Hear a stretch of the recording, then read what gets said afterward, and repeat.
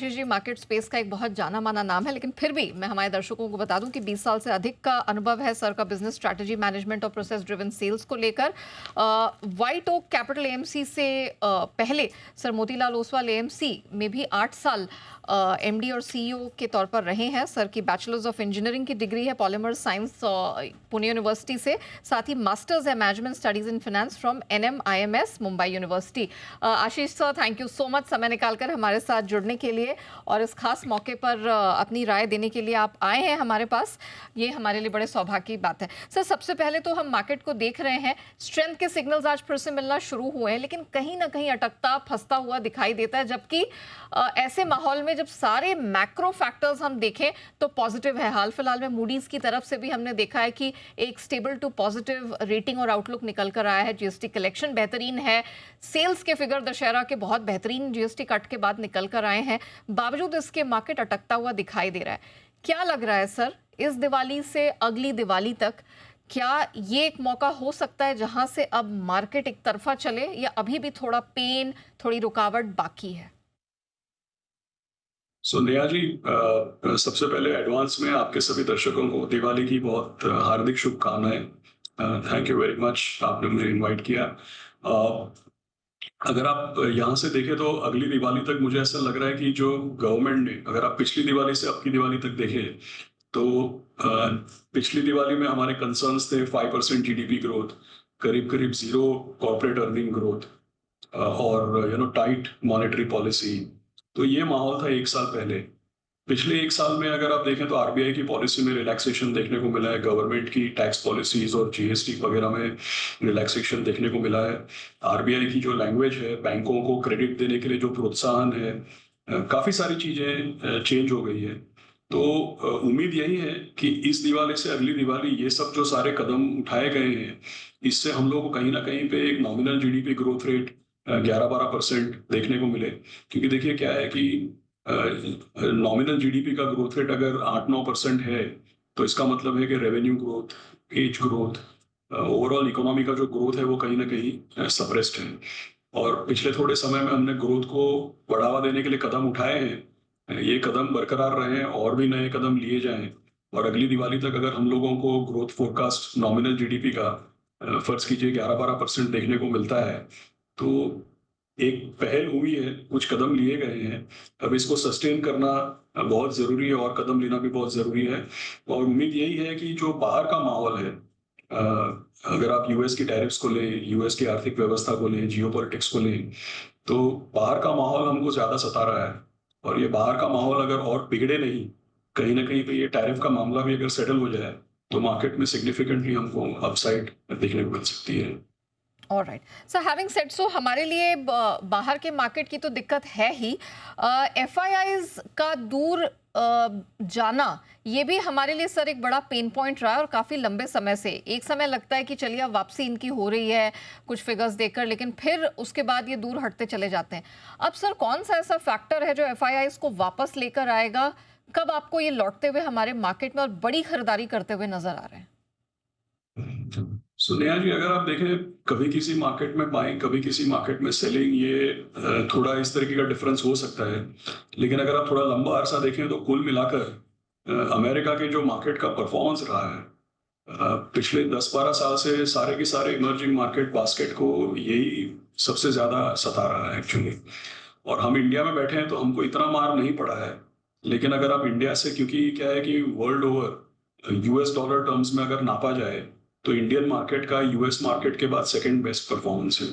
तो क्योंकि यूएस के बाद हमारा ही सेकंड बेस्ट परफॉर्मेंस है, तो हम लोगों को इतनी मार नहीं पड़ी है, इस साल देखने को मिल रहा है। लेकिन अगर आप इंडिया को एक मिनट साइड पे रखें और पूरे इमर्जिंग मार्केट्स का ब्यौरा लें, तो पिछले 10-12 सालों से मोटा मोटी अगर आप देखें तो एफआईआईज की सेलिंग, इमर्जिंग मार्केट्स का अंडर परफॉर्मेंस, ये तो एक स्टोरी रही है। तो सबसे पहला जो आपने कहा, वो चीज में चेंज होने के लिए यूएस में ये जो भारी एआई की रैली चल रही है, यहाँ तक कि भाई ऊपर के 7 स्टॉक है वो मार्केट कैप का 33% बन गए हैं।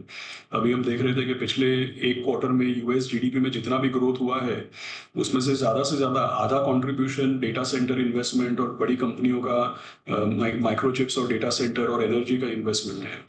तो एक तरफ से ये एआई की जो हाइप है, जिसकी वजह से यूएस का मार्केट एक तरफ खींचा चला जा रहा है और उसके सामने इमर्जिंग मार्केट्स की अंडर परफॉर्मेंस हो रही है। कहीं ना कहीं ये करेक्ट होना जरूरी है। और सामने इंडिया ही नहीं, लेकिन इंडिया को छोड़ के अगर दूसरे इमर्जिंग मार्केट्स भी देखें तो काफी यूएस के मुकाबले काफी सिग्निफिकेंट डिस्काउंट पे ट्रेड हो रहे हैं।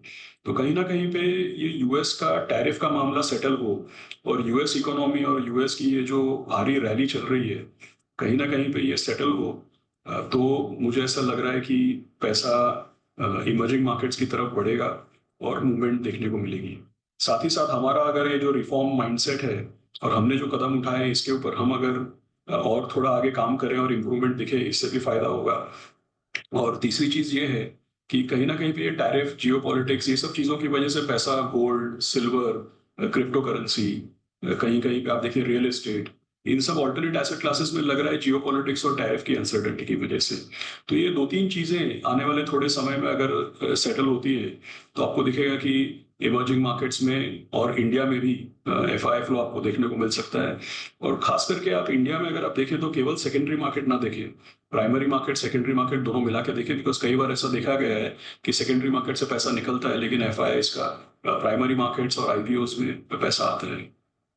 करेक्ट। अच्छा सर, सिंस आपने कहा कि अब थोड़ा सा स्पेसिफिक होकर देखना ज़रूरी है और पैसा वापस आए एफआईआईज का, उसके लिए कई क्राइटेरिया पर ध्यान देना होगा। सर, अब हम देख रहे हैं Q2 के अपडेट्स निकल कर आ रहे हैं। आपकी क्या उम्मीदें हैं सर इस बार के क्वार्टरली परफॉर्मेंस से? और अभी तक के जो Q2 अपडेट्स हैं, बैंक्स देख लें, एनबीएफसीज देख लें, फिलहाल तो अच्छे खासा ही दिखाई दे रहे हैं। तो अब क्या इन सेक्टर्स पे ज़्यादा फोकस करना चाहिए? क्या अभी भी सेक्टर स्पेसिफिक अप्रोच रखनी चाहिए? और अगर हाँ, तो आपको क्या क्या पसंद आ रहा है? देखिए, अगर मैं हमेशा कहता हूँ कि अगर डाइवर्सिफाइड अप्रोच रखना ही बेटर है, क्योंकि हर सेक्टर में, क्योंकि ultimately as a professional fund management company अगर आप देखें, हम लोगों को BSE 500 जो हमारा मेन इंडेक्स है, हमको BSE 500 को बीट करना है, न कि ये प्रूव करना है कि ये एक सेक्टर चलेगा दूसरा नहीं चलेगा। ये हमारा मेन क्राइटेरिया नहीं है। इंडेक्स को कंसिस्टेंटली कैसे आउट परफॉर्म किया जाए, ये मेन क्राइटेरिया है। तो मेरी एडवाइस हमेशा ये रहती है कि पोर्टफोलियो डाइवर्सिफाइड रहे और हर सेक्टर में चुनिंदा जो बेटर परफॉर्मिंग कंपनीज हैं, जिसकी earning growth, cash flow growth, जो भी क्राइटेरिया है, हर सेक्टर में चुनिंदा कंपनियों में इन्वेस्ट किया जाए। ये हमारा हमेशा पॉलिसी हमारी रहती है। लेकिन ये बात भी सही है कि अगर एक सेक्टोरल अप्रोच, समझिए आपके दर्शक हैं, कोई इन्वेस्टर है, निवेशक है जो चाहते हैं कि भाई फिर भी वो एक एग्रेसिवली एक सेक्टोरल अप्रोच लेना चाहते हैं, तो अगर सेक्टोरल अप्रोच लेना चाहते हैं तो ये करना चाहिए कि भाई जो सेक्टर अब तक नहीं चले हैं, क्योंकि आमतौर पे सेक्टर्स में लोग पिछले तेजी के सेक्टर्स में या जहां मोमेंटम चल रहा है वहां जाके फंस जाते हैं। लेकिन अगर सेक्टोरल कॉल लेना है तो थोड़ा कॉन्ट्रेरियन कॉल लेना बहुत जरूरी होता है। जो बहुत चल गया वहां पे ना जाके जो कम चला है, नहीं चला है, उसके ऊपर ध्यान देना बेटर रहता है। तो इसमें अगर आप देखें तो अलग सेक्टर निकल के आएंगे। लेकिन मेरी रिकमेंडेशन यही रहेगी कि पोर्टफोलियो को डाइवर्सिफाइड रखिए। अभी ऐसा कोई खुल के कोई सेक्टर या फैक्टर या स्टाइल खुल के सामने नजर नहीं है। ऑलराइट।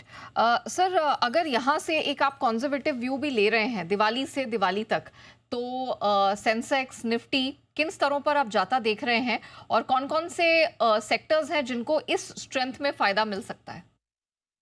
देखिए, अगर आप देखें तो मैं दो पार्ट में डिवाइड करूंगा। हाँ, इस दिवाली से अगले दिवाली को आने वाले 3-6 महीने, जैसा आपने बताया, कंजर्वेटिव अप्रोच रखना चाहिए।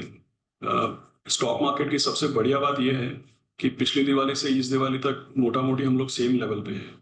तो स्टॉक मार्केट की ब्यूटी ये है कि भाई मार्केट जब एक लेवल पे रहता है और एक साल निकल जाता है तो अपने आप ही 10-12-15% मार्केट सस्ता होता है।